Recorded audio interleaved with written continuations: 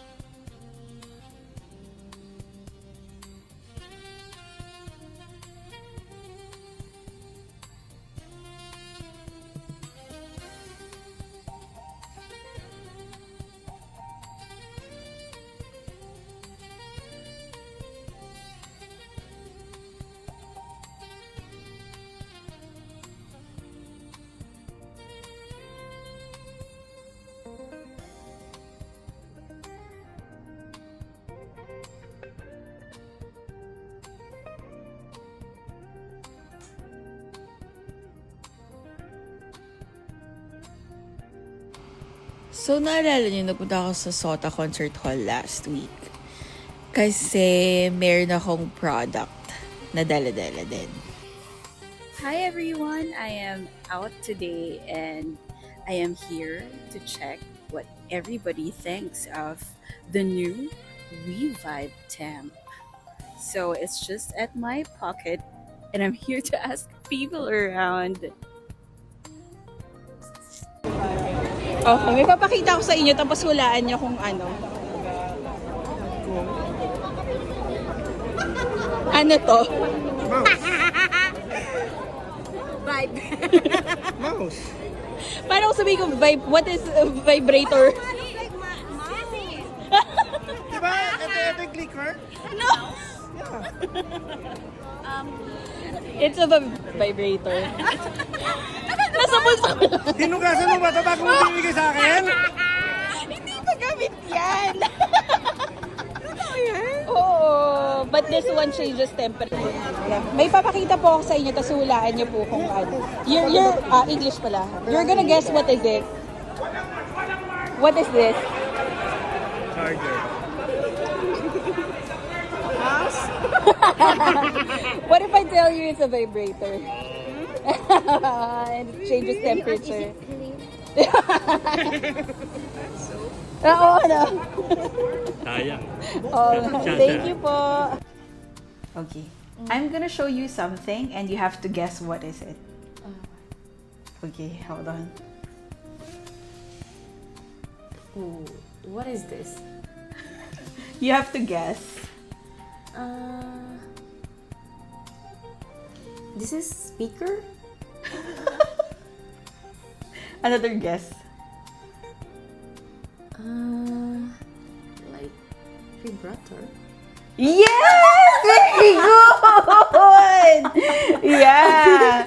So, what if I tell you if it's a vibrator that changes its temperature from hot to cold? What's your first reaction?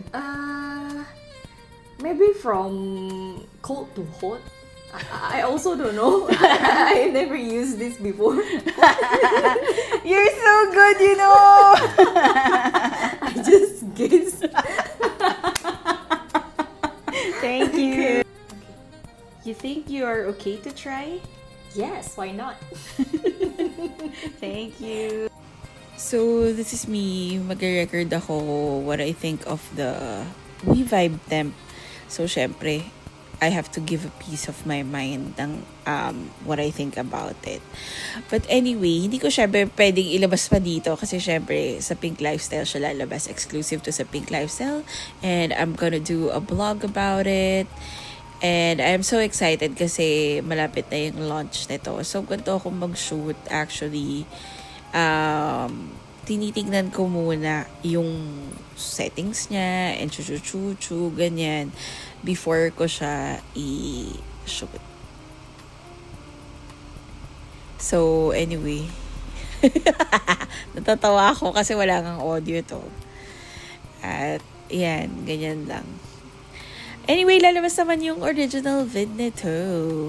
Pero, exclusive sa Pink Lifestyle. Riley and Big Red, two sisters vlogging their hearts out.